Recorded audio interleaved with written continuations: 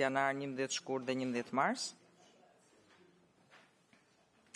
Në fakt administrata i tërheq vëmendjen proces verbalet e datave 28 janar dhe 11 shkurt duhet vinë përpara, nuk kemi pse t'i miratojmë tani qershor. Okej. Madje edhe ajo 11 marsit. Okej, thënë kjo, vazhdojmë. 3 projekt ligje. I pari është ratifikimi i marrëveshjes financimi ndërmjet Republikës së Shqipërisë përfaqësuar nga Këshilli i Ministrave i Republikës së Shqipërisë dhe Komisionit Evropian për programin operacional shumëvjeçar për energjinë në favor të Republikës së Shqipërisë për periudhën 24-27 në kuadër të instrumentit asistencës para antarësimit IPA 3, jemi komision për dhënë mendimi relaton Ministri Koçi. Projekt ligji i dytë është ratifikimi i marrëveshjes ndërmjet Bashkimit Evropian dhe Republikës së Shqipërisë për pjesëmarrjen e Republikës së Shqipërisë në programin e Bashkimit Doganat në bashkëpunim për bashkëpunimin në fushën e doganave me komision për dhënë mendimi relaton kolegu Xhafaj. Dhe i treti projekt ligji për ratifikimin e marrëveshjes për bashkëpunimin mbi sigurinë dhe mbështetjen afatgjatë ndërmjet Republikës së Shqipërisë dhe Ukrainës. Jemi komision për dhënë mendimi relaton kolegu Kolçaku. Proces verbalet i konsiderojnë miratuara dhe kthehemi tek projekt ligji. Për pikën për ratifikimin e kësaj marrëveshje të ftuar kemi zotërinë Ami Kozeli, zëvendësministër i Ministrisë së Infrastrukturës dhe Energjisë, mirë se vjen zoti zëvendësministër. Citoj me radhë zotërinë Metaj, Mehmeti, Bilaj, Simoni, Selami. Jam sakt po? Janë gjithë zotërinë prezent, mirë se vini. Mirë. Edhe zonjën Çano nga agjencia, mirë se rivjen zonja Eridana. Zëvendësministër, 2 fjalë për marrëveshjen. Fjala për ju, të lutem. Mirëmëngjesin kryetare, mirëmëngjesin nderuar deputet. Më lejon shkurtimisht theksoj rëndësinë e veçantë që ka programi operacional për energjinë. Ky program synon zhvillimin e burimeve të qëndrueshme të energjisë, diversifikimin e tyre, nxitjen e përdorimit efikas dhe uljen e konsumit të energjisë në ndërtesat publike, si dhe krijimin e kushteve për hapjen e tregut të energjisë në përputhje të plotë me paketën e 3 rregullatore të Bashkimit Evropian.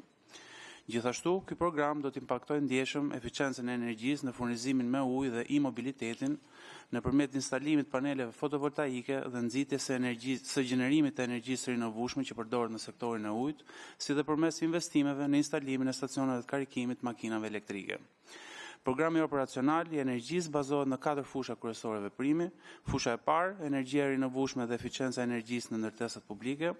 Qëllimi i kësaj fushe është përmirësimi i eficiencës së energjisë në ndërtesat publike të 4 bashkive të përzgjedhura, duke rritur eficiencën e energjisë dhe ulur emetimet e gazeve serë, zhvillimin e burimeve të energjisë rinovueshme, lehtësimin e pasojave të mungesës së energjisë përmes alternativave të qëndrueshme.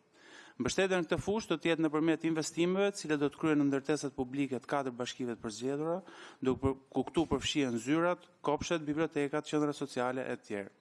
Gjithashtu, investimet do të përfshin instalimin e paneleve të energjisë rinovueshme, kryesisht fotovoltaik dhe kolektor termik diellor. Përveç kësaj, programi operacional do të bashkëfinancojë burimet e rinovueshme të energjisë dhe masat e eficiencës së energjisë për rreth 8000 familje private nëpërmjet një sër skemash grantesh. Fusha e dytë, infrastruktura për automjetet elektrike. Kjo fushë synon reduktimin e emetimeve të karbonit, për afrim me legjislacionin e BE-s, asistimin në instalimin e 130 stacioneve të karikimit të automjeteve elektrike dhe një sistem teknologjik të përmirësuar për menaxhimin e rrjedhave stacioneve të karikimit. Parashikohet gjithashtu forcimi i kapaciteteve të Agjencisë së Eficiencës së Energjisë.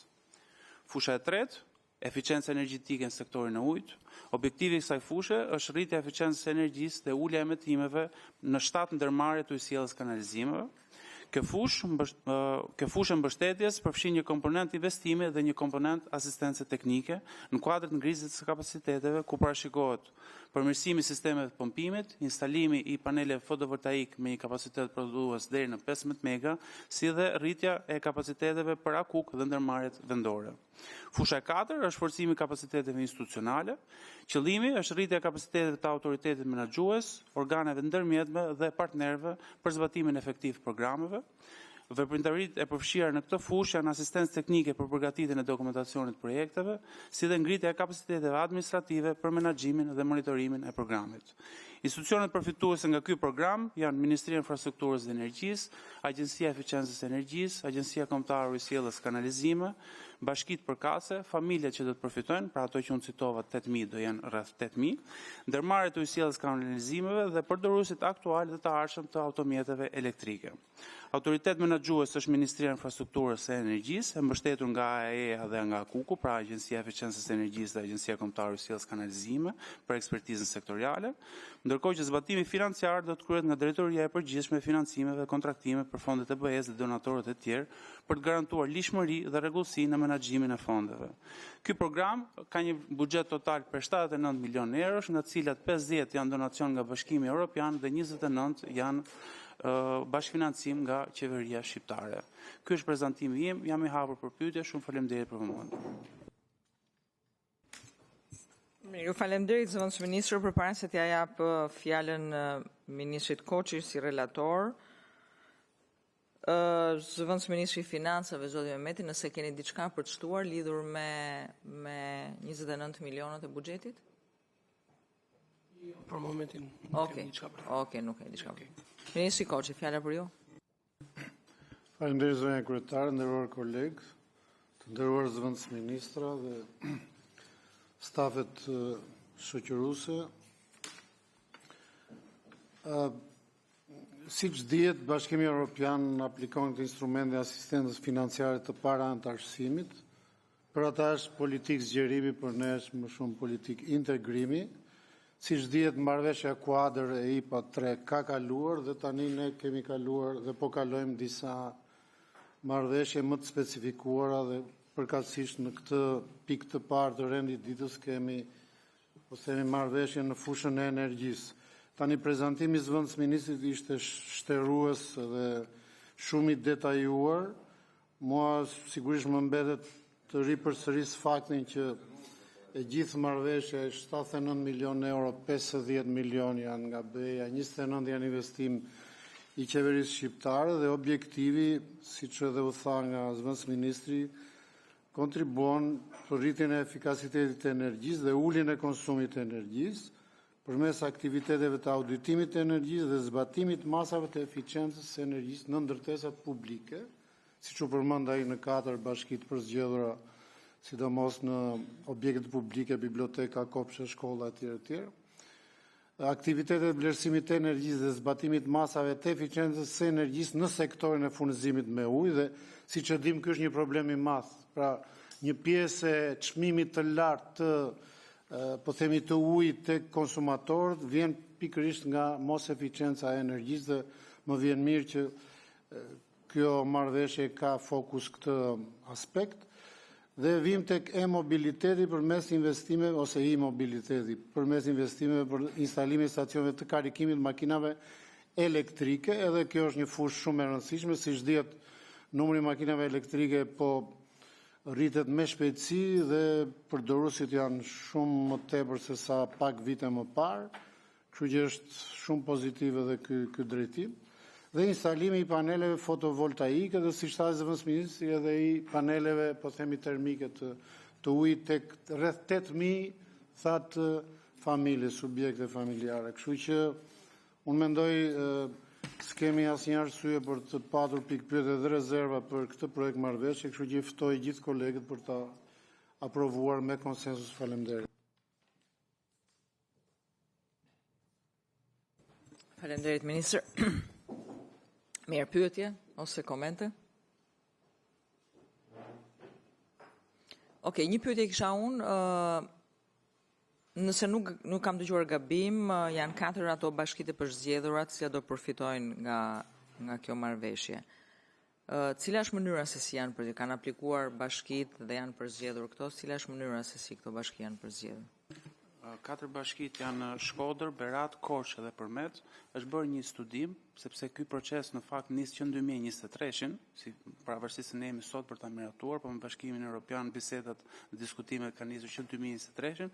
Është bërë një studim dhe me janë përzgjedhur ato 4 bashki, nuk kanë bërë këto aplikim, por është bërë aty ku është menduar që impakti do jetë më i madh i këtij programi. Mirë, koleg, nëse nuk ka në një koment apo pyetje tjetër, gjykoj ta hedhim në votim. Kush është dakord me projekt ligjin për ratifikimin e kësaj marrëveshje? Miratohet, nuk ka kundër, nuk ka abstenim. Neni 1, ju lutem. E konsiderohet miratuar, neni 2. Edhe njëherë projekt ligjin tërësi, miratohet, nuk ka kundër, nuk ka abstenim. Faleminderit koleg. Faleminderit zëvendës ministra, faleminderit drejtore.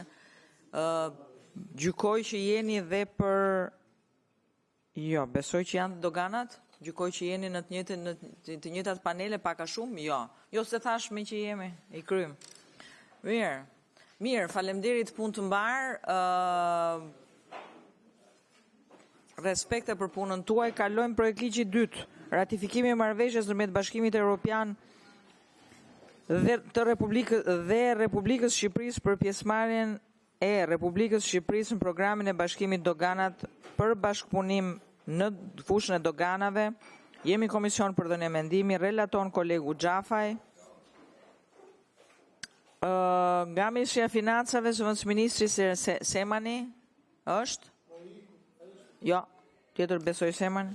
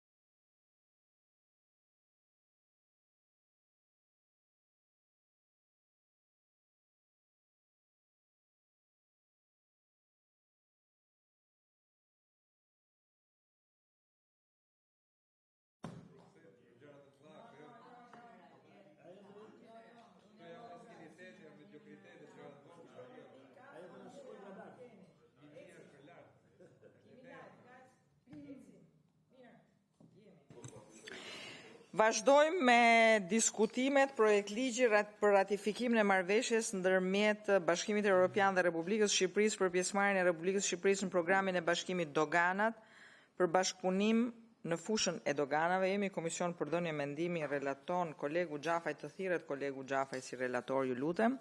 Ndërkohë të ftuar kemi zëvendësministrin Florian Semani, mirë se vjen, zoti, je keni Semani apo Semani? Jo, si ta keni ju, unë e njoh Semani. Edhe zonjën Dyrmishi, drejtore e politikave tatimore, mirë se vjen Ariana, njohje e vjetër dhe eksperte e rëndësishme e kësaj fushë. Nga drejtoria e përgjithshme e doganave kemi njerëz apo nuk e kemi të nevojshme që të kemi? Bukur. Mirë, zëvendësministër, ju lutem 2 fjalë për projekt ligjin. Fjala për ju. Patjetër. Nderuar kryetare, nderuar antar. Qëllimi i këtij projekt ligji është ratifikimi i marrëveshjes ndërmjet Bashkimit Evropian dhe Republikës së Shqipërisë për pjesëmarrjen e Republikës së Shqipërisë në programin e Bashkimit Doganat për bashkëpunim në fushën e doganave.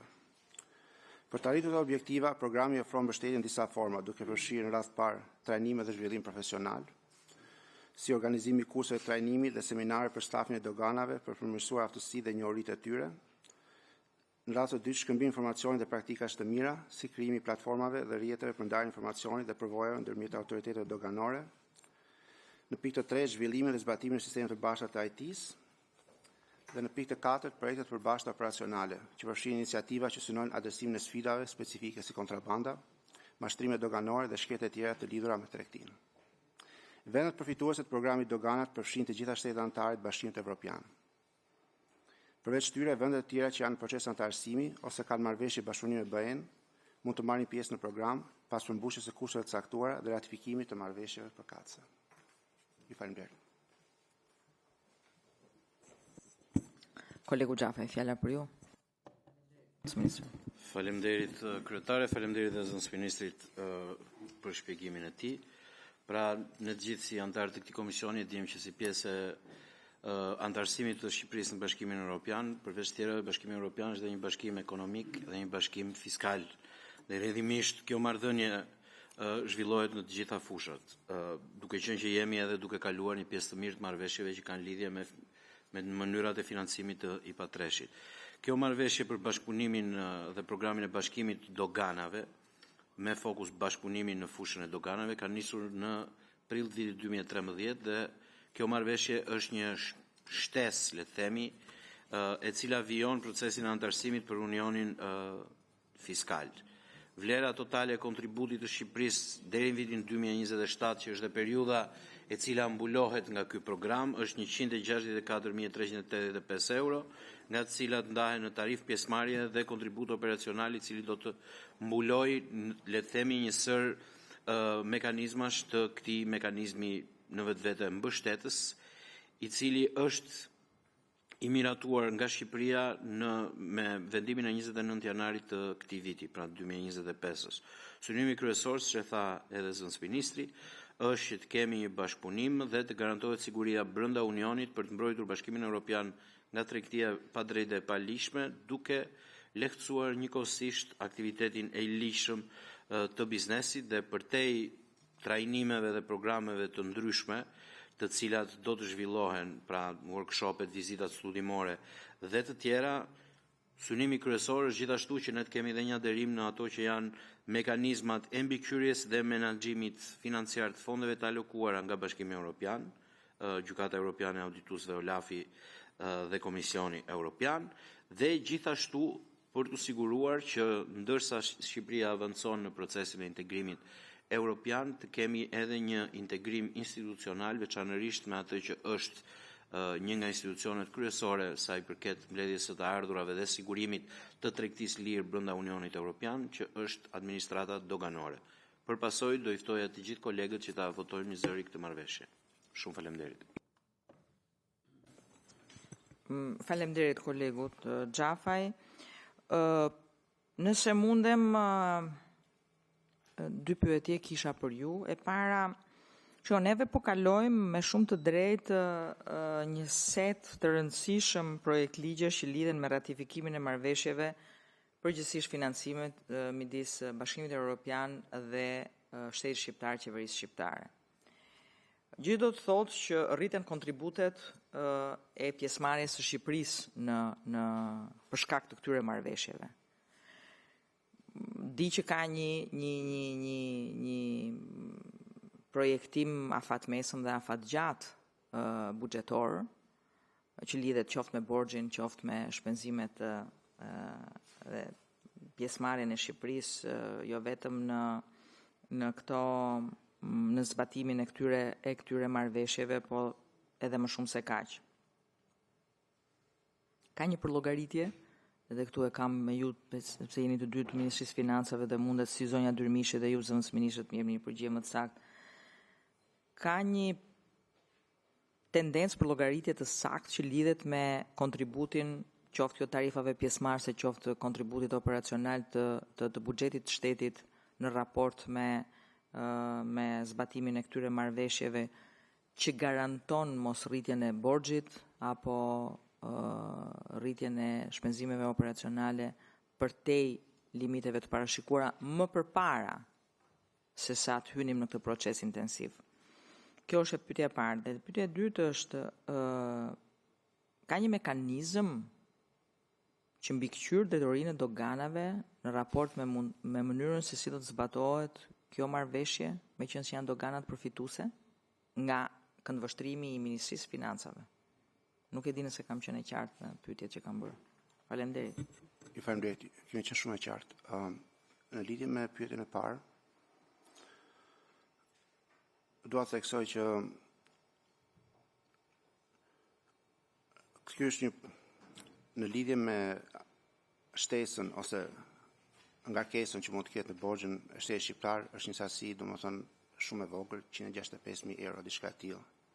Nuk e kisha fjalën vetëm për këtë marrëveshje. Patjetër, ju thash që ka një do ta zgjeroja, po do ta nisja me këtë pikë edhe pastaj mund të Jo, të lutem Emi, atëherë, për para pak minutash sapo kaluam projektligjin për ratifikimin e marrëveshjes midis Këshillit të Ministrave të Republikës së Shqipërisë dhe Komisionit Evropian lidhur me instrumentin e asistencës së para antarësimit, që është IPA Treshi. Patjetër. Vetëm një projekt ligj është 29 milion euro.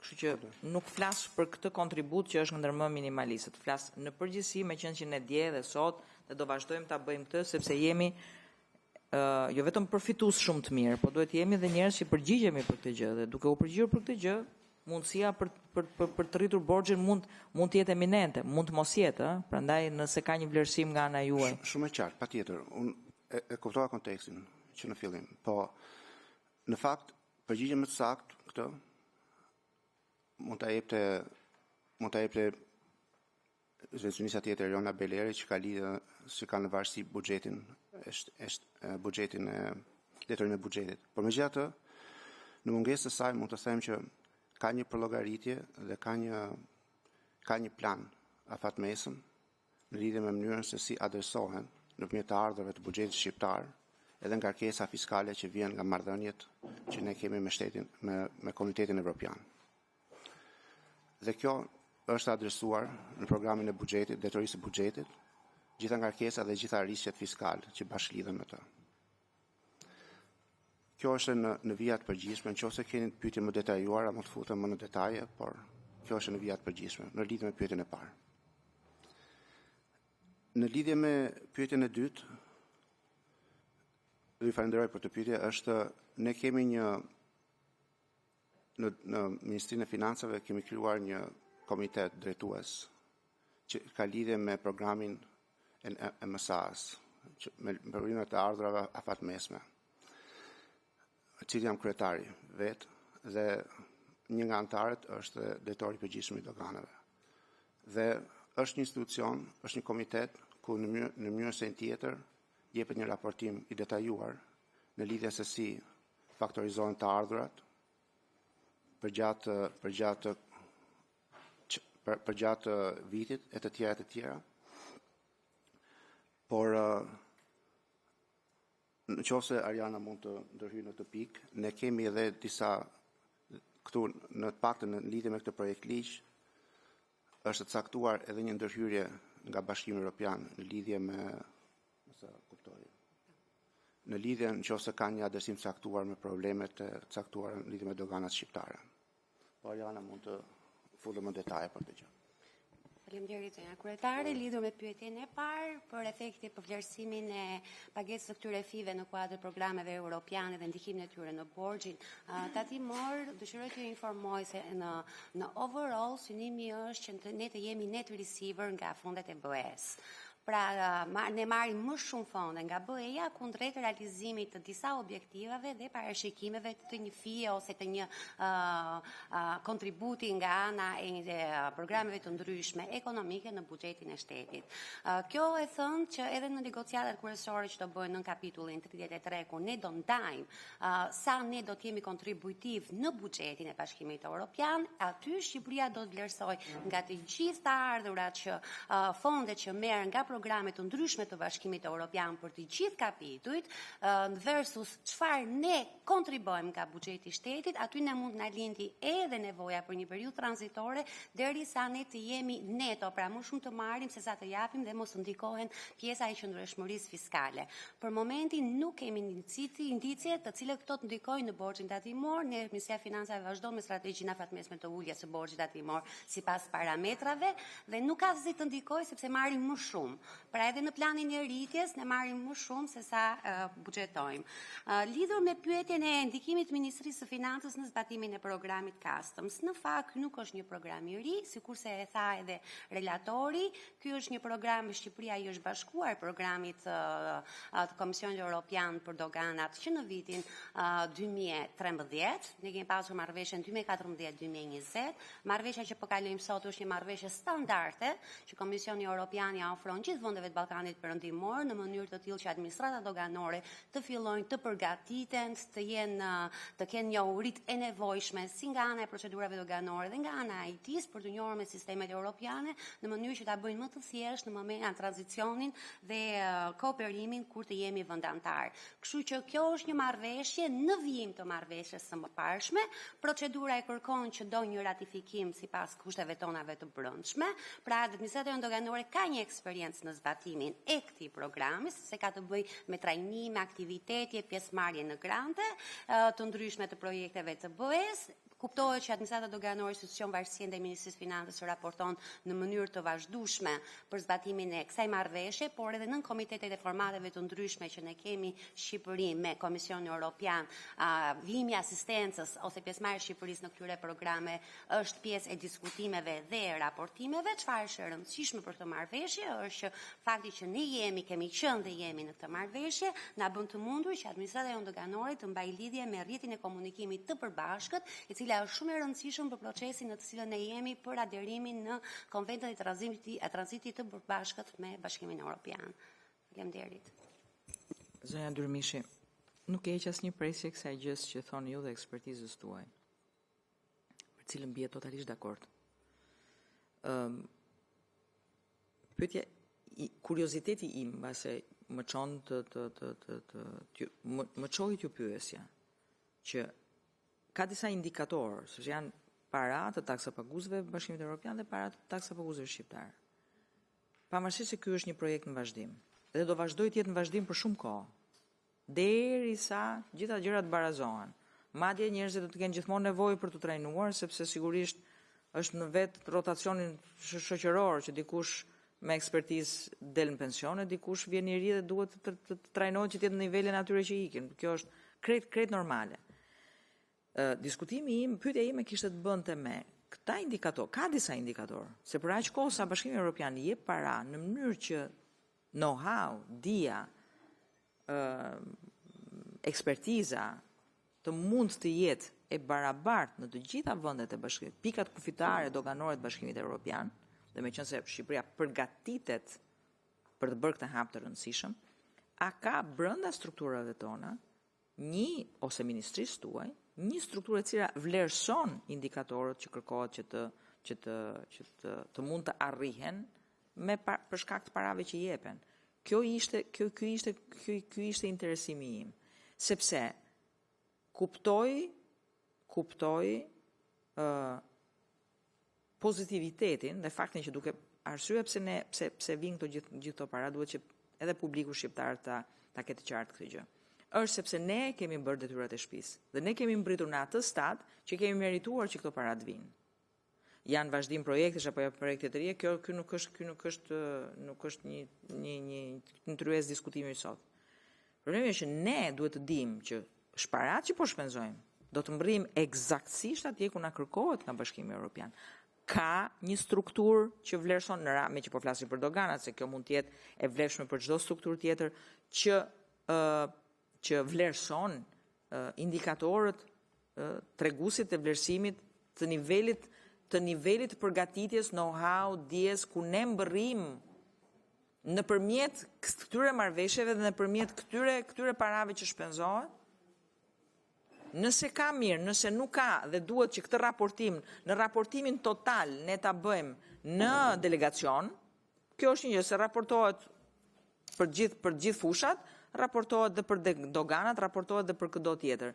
Dua thjesht dhe vetëm mekanizmi të mund të kuptohet edhe nga publiku, se problemi është, ne jemi shumë të sqaruar, ne këtu kemi një komision i jashtëm i cili merret me ratifikohet marrëveshja është konform të gjitha konventave dhe marrëveshjeve ku Shqipëria aderon, procesi është më shumë se sa i rëndësishëm, e theksoj, më shumë se sa i rëndësishëm. Është ndoshta procesi më i rëndësishëm dhe këto mbledhje që ne kalojmë sot, këto projekt ligje që ne kalojmë sot në këtë komision, janë brës mbase projekt ligjet më të rëndësishme të historisë moderne shqiptare. Më lejoni ta them këtë gjë. Problemi është që ne duhet jemi shumë të ndërgjegjshëm që gjithë kjo para që i injektohet ekonomisë shqiptare, që i injektohet administratës shqiptare, të mund të ketë efikasitet maksimal. Sepse ne më pari se sa t'i themi atyre që jemi baraz me ju, duhet t'i themi vetes që ne jemi të bindur që ne e meritojmë katërcipërisht të jemi për 2 vjet, të kemi hapur dhe mbyllur kapitujt dhe të mund të fillojmë të hymë në procesin, siç dhe kemi hyrë, më të rëndësishëm të historisë, bërjen antar të Bashkimit Evropian me drejtat plota. Kjo është shumë e rëndësishme që dhe ju kur vini ta shpjegoni për te relacionit, dhe publiku të mund të jetë i informuar për këtë gjë. Që ne të kuptojmë në çfarë procesi kemi hyrë dhe si do ta mbyllim këtë proces me sukses. Patjetër, ju falenderoj edhe një herë për pyetjen. Në fakt, në vija të përgjithshme u përpoq ata të përgjithshëm përpara, por ne kemi një projekt që quhet strategjia fatmesme të ardhrave, që është miratuar me VKM duket në dhjetorin e shkuar. Në atë strategji ne kemi 9 prioritete dhe 3 shtylla, që janë mirëadministrimi doganor, politika fiskale dhe sistemi tatimor, tamam. Por çfarë ndodh është që ky është krijuar një komitet që pranon përpara, të cilët drejtoj vetë dhe që ka disa antar, duke përfshirë dhe drejtorinë e përgjithshme të doganave, drejtorin e përgjithshëm të që e vlerësimin, sigurisht. Dhe indikatorët vlerësohen, raportimi bëhet çdo 2 muaj. Jemi mbledhur 2 herë deri tash. Është institucioni i vlerësimit dhe indikatorët vlerësohen çdo 2 muaj dhe bëhet një raport i përgjithshëm i cili kalohet në instanca më të larta për verifikim.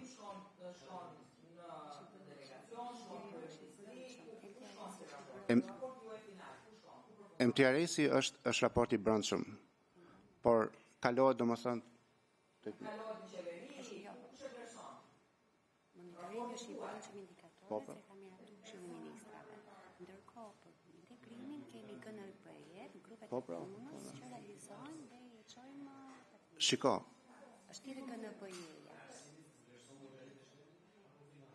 Shiko, ne kemi në këtë pikë më lejo të përsërisë një herë, domethënë, sepse nuk mendova se ishte e qartë. Jo. Është krijuar një komitet dhe patjetër. Komiteti nxjerr raport. Por drejtoria e doganave, drejtoria e tatimeve e të gjithë, patjetër. Si ky raport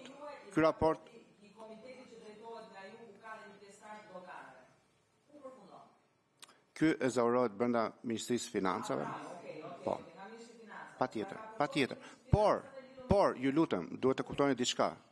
Unë jam përgjegjës për 2 kapitull negociues. Kapitullin 16 që janë tatimet dhe 29 që janë doganat. Dhe gjithë raporti që e zorohet brenda Ministrisë Financave reflektohet edhe në raportimet që ne bëjmë për kapitullin 16 dhe 29.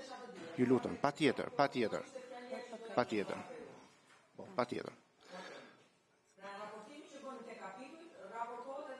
Po patjetër. Gjithçka është proces shumë transparent, domethënë dhe që Në vit raportorit bëhes në komitet, herë në vit raportorit. ju kuptoj.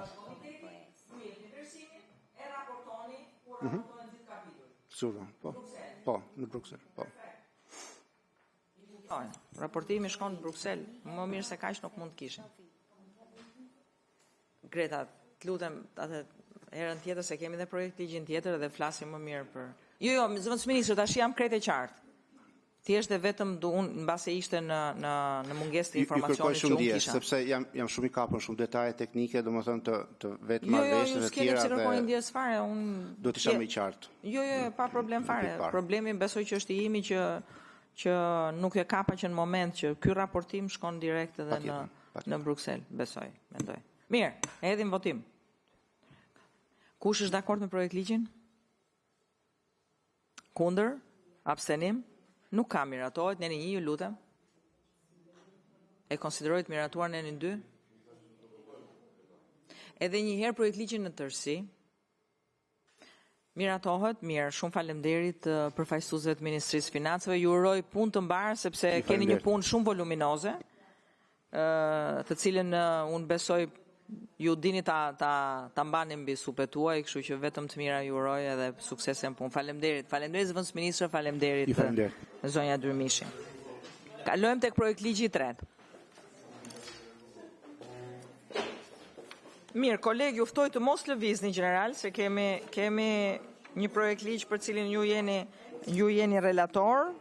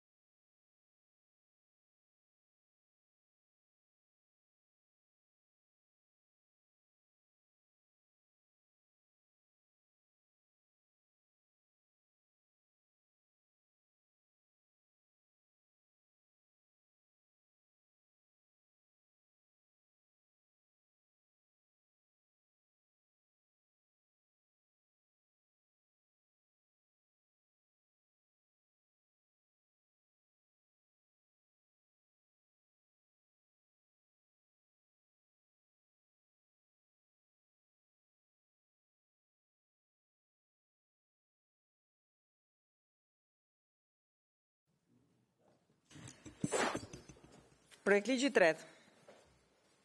Ratifikimi i marrëveshjes së bashkëpunimit mbi sigurinë dhe mbështetjen afatgjatë ndërmjet Republikës së Shqipërisë dhe Ukrainës. Jemi komision për dhënie mendimi, relaton kolegu Kolçaku.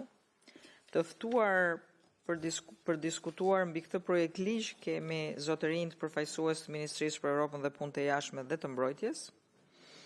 Zëvendësministrin Yzeira, mirë se vjen zëvendësministri, kënaqësi që ju kemi në komisionin ton, dhe zotërinë të ambasadorin Barbullushi dhe zonjën Shahaj, respektivisht drejtori i përgjithshëm i çështjeve politike dhe strategjike dhe drejtore e drejtorisë drejtësisë ndërkombëtare detit dhe traktateve, mirë se vini zotëri, ndërkohë që përfaqësues Ministrisë Mbrojtjes kemi zotin Çollaku, drejtori i përgjithshëm i drejtorisë rregullatore dhe përputhshmërisë në fushën e mbrojtjes, mirë se vjen Ardit, dhe nën kolonel Mihalin me detyrë këshilltar ligjor pranë shefit shtabit përgjithshëm të forcave të armatosura, mirë se vjen nën kolonel.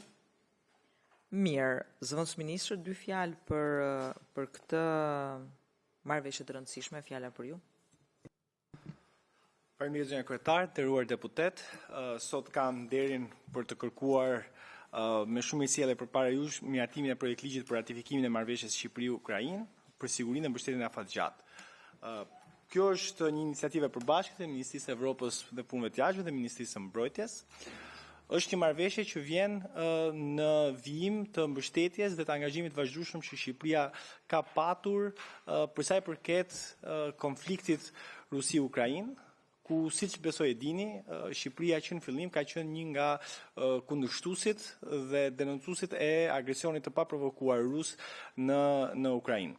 Situata politike dhe ushtarake në Ukrainë vazhdon të jetë e komplikuar përgjatë gjithë frontit, megjithëse me ngadalësi dhe me humbje të madhe njerëzore dhe materiale, Rusia po avancon dhe ka një përpjekje dhe një angazhim të vazhdueshëm në Komunitetin Ndërkombëtar për të qëndruar pranë Ukrainës në këtë moment. Shqipëria deri tani ka patur një rol aktiv në këtë proces, qoftë në marrëdhëniet bilaterale, ku ne kemi patur një sër bashkëpunimesh të vazhduar me Ukrainën, kemi firmosur edhe disa marrëveshje gjatë kësaj periudhe 2 vjeçare, qoftë në fushën ekonomike, qoftë në fushën e mbrojtjes, por kemi patur edhe një rol aktiv edhe në marrëdhëniet shumëpalqe, ku kemi mbështetur këtë pozicion për sa i përket mbrojtjes së integritetit territorial të Ukrainës, qoftë në BE, qoftë në NATO, po mbi të gjitha dhe në Këshillin e Sigurimit të OKB-s, ku Shqipëria pati një mandat 2 vjeçar të suksesshëm. Për sa i përket pjesës ligjore të kësaj marrëveshje, ne gjykojmë që është një marrëveshje në përputhje qoftë me kushtetutën, qoftë me ligjin tonë për marrëveshje ndërkombëtare dhe qoftë me të drejtën ndërkombëtare dhe nuk kërkon as ndryshime të mëtejshme në legjislacionin tonë të brendshëm.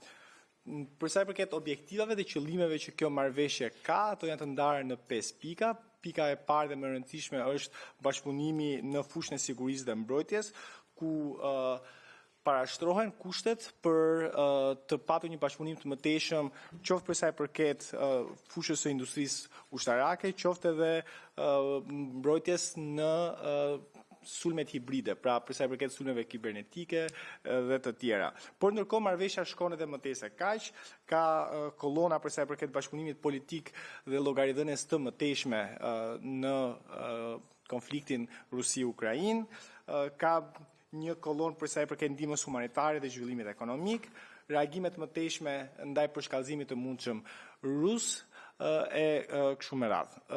Kjo është një marrëveshje e cila në fakt ndjek llojin dhe modelin e marrëveshjeve që kanë firmosur deri tashmë dhe kanë miratuar edhe vende të ngjashme, vende partnere me Ukrainën dhe me Shqipërinë gjithashtu, vende si Britania, Gjermania, Franca, Belgjika e tjerë. Pra në një farë mënyrë Shqipëria me këtë marrëveshje riangazhohet ashtu siç ka qenë deri më sot për të mbështetur Ukrainën në këtë moment të vështirë. Ne gjykojmë se është një marrëveshje që ripozicionon Shqipërinë edhe një herë në politikën e jashtme, në mbrojtje të integritetit territorial të Ukrainës dhe për këtë arsye me shumë mirësjellje sot kërkojmë miratimin e saj. Faleminderit zëvendësministër. Kënoj koment nga Ministria e Mbrojtjes? Jo? Okej. Kolegu Kolçaku, Bardhi. Faleminderit zonja kryetare. duke falenderuar edhe përfaqësuesit e Ministrisë së Jashtme të Mbrojtjes për këtë iniciativë ligjore. Është e vërtet që Parlamenti pak më shumë se 3 vjet më parë në mënyrë unanime miratoi një rezolut duke mbështetur sovranitetin dhe tërësinë territoriale të Ukrainës dhe mbrojtjen e parimeve të së drejtës ndërkombëtare dhe në të njëjtën kohë duke dënuar agresionin brutal të paprecedent të Federatës Ruse ndaj Ukrainës. Ky agresion është pak të thuhet që ka shkaktuar shumë viktima, shumë dhimbje dhe për fat të keq vazhdon akoma. Ne jemi krenar që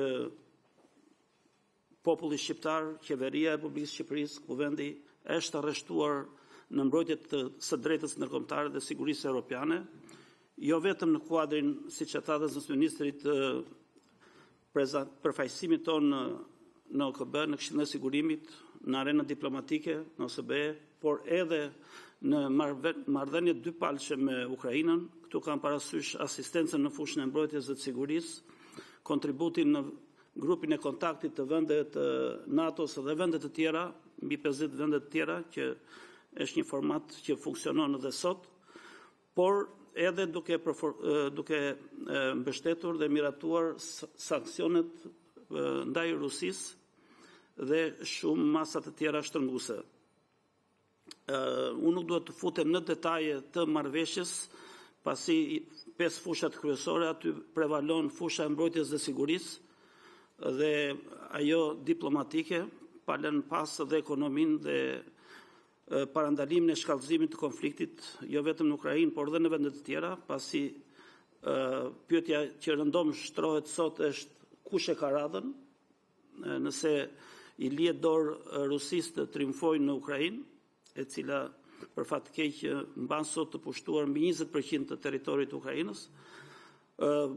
Natyrisht, kur themi që është një marrëveshje kuadër dhe afat gjatë, kam parasysh dhe inkurajoj sidomos Ministrinë e Mbrojtjes në përputhje dhe me legjislacionin që kemi miratuar disa muaj më parë të shohin mundësinë e finalizimit të nënshkrimit të marrëveshje dypalëshe, sidomos në fushën e industrisë ushtarake, të bashkëpunimit të ndërsjellë në 22 vendeve, të mbështetjes përgatitjes së trajnimit të forcave të rezistencës ukrainase, jo vetëm në kuadrin e aleancës të NATO-s, por dhe mundësi dypalëshe, pasi çdo përshkallëzim i konfliktit përtej kufive të Ukrainës është një rrezik serioz për aleancën, është një rrezik serioz për rajonin tonë dhe ne duhet të jemi bashkë. Mendoj që ashtu siç kemi miratuar së bashku rezolutën disa vite më parë dhe deputetët e opozitës që nuk janë për fat keq në këtë komision do të bashkohen në seancën e ditës së njëjtë për ta miratuar së bashku këtë projekt marrëveshje, pasi ajo është në përputhje jo vetëm me kushtetutën dhe me ligjin e marrëveshjeve ndërkombëtare, por dhe me aspiratat dhe me kontributin dhe angazhimin e Shqipërisë në kuadrin e NATO-s, në kuadrin e Bashkimit Evropian, ku ne synojmë të angazhohemi dhe të integrohemi së shpejti dhe integrimin rajonal. Kështu që i ftoj edhe komisionin që ta miratojmë së bashku këtë projekt marrëveshje. Faleminderit.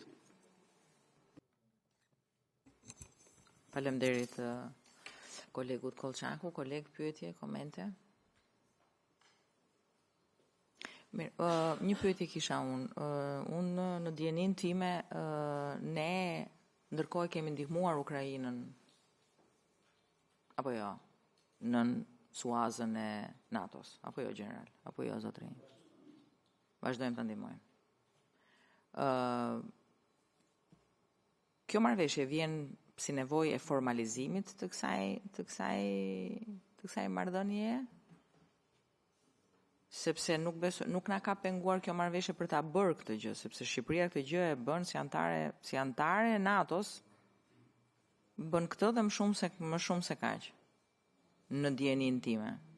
Domethënë, nevoja lind për shkak të formalizimit të këtij veprimi, se ne i kemi bërë veprimin pa pasur nevojë ta kemi këtë marrëveshje. Kemi asistuar.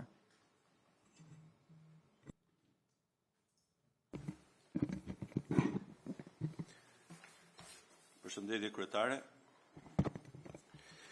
Pikërisht në përgjigje të pyetjes suaj, ky instrument juridik ka për qëllim formalizimin dhe thellimin e bashkëpunimit mes dy vendeve tona dhe pikërisht në fusha si ajo e sigurisë kombëtare dhe ndërkombëtare, mbrojtja e përbashkët për sa i përket aftësive mbrojtëse dhe këtu hyn pikërisht edhe ajo çka përmendi generali pak më parë për sa i përket industrisë ushtarake që tashmë është bërë një realitet në vendin tonë.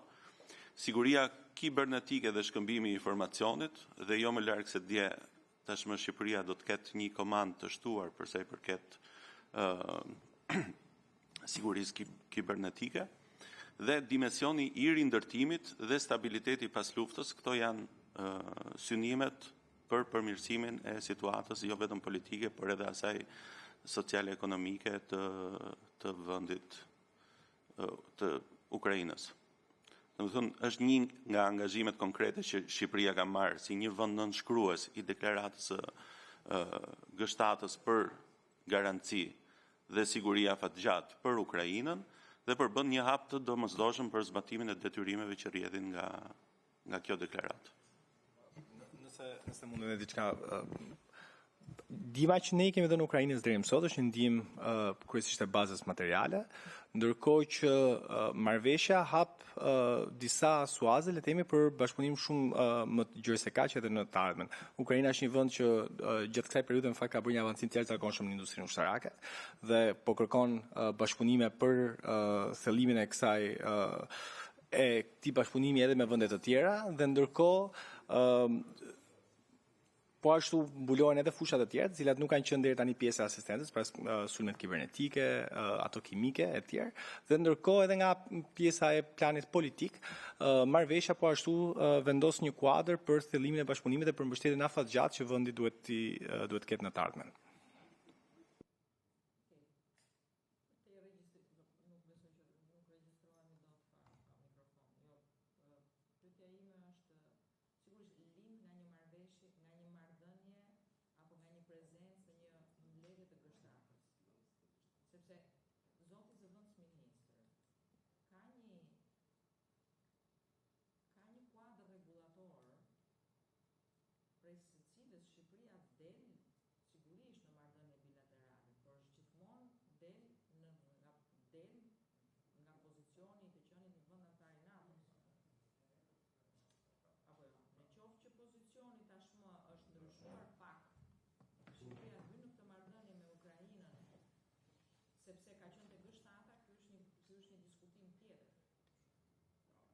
Sepse në qoftë që bazuar në këtë marrëveshje, Shqipëria vendos, jo mos e përgjigje me zë fare. Në qoftë që Shqipëria nxjerr sot nga kjo marrëveshje nevojën për të çuar trupa në Ukrainë, Shqipëria është një vend i NATO-s, nuk i çon dot përtej marrëveshjes. Dhe nuk bën dot asnjë marrëveshje me Ukrainën në qoftë që NATO-s nuk i përgjigjet, shikon jam duke bërë këtë gjë. Jam me saktun apo neve kemi një marrëdhënie tjetër për shkak të marrëveshjes që nuk e respekton. Është shumë delikate gjëja. Kjo, sistemon një marrëdhënie që ne ndërkohë e kemi, se ne marrëdhënien me të e kemi sepse jemi vendi NATO-s. Përndryshe është pak e vështirë që ti ose je vendi BE-s që nuk je ende. Do të ku je ti? Je vendi NATO-s. Si vendi NATO-s hyn në një marrëdhënie me një vend në kufi me ty për shkaqe gjeopolitike. Apo jo? Si vendi BE-s ti nuk je vendi BE-s. Si vend më vete, se di si sa marrëveshje duhet bësh ti më vete që të mund të respektosh armët kimike për cilat flet Çernobili dhe ti e këtu dhe nuk di asnjë gjë se ç'a ndodh atje. Apo jo? Se s'di. Po ta dije dhe ishte shumë mirë. Shqyr që nuk e di se nuk ta duhet fare ta di. Domethënë kjo ishte gjëja ime. Ti ndërkohë ndihmon ata. Pa që nevoja fare ta kishte letën. Kjo është okay. Ti ke bërë një marrëveshje atje, Zelenski atje, edhe përfaqësuesit tanë atje, sa bukur Shqipëria. Jo, por është kjo fusha në bashkëpunimin për industrinë ushtarake është për te ndihmës, është një çështje me interese reciproke. Ndaj duhet kjo industria ushtarake është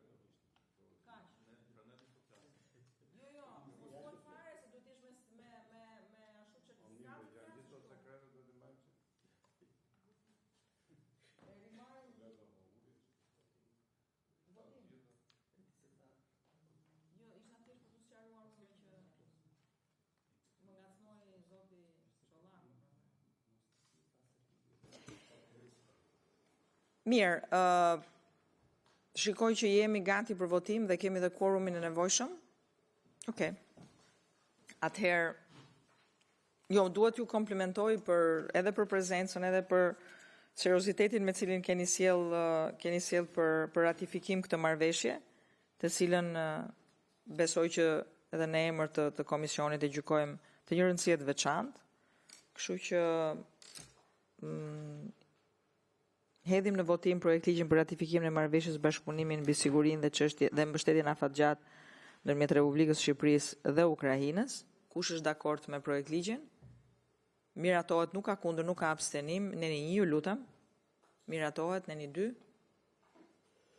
Edhe një herë projekt ligjin tërësi. E konsideroj të miratuar, nuk ka kundër, nuk ka abstenim. Ju falemnderit përfaqësues të Ministrisë për Evropën dhe punët e jashtme dhe Ministrisë së Mbrojtjes, punë të mbarë ju uroj, edhe mbledhja mbyllet këtu, shihemi ditën e njëjtë, kolegë, falemnderit.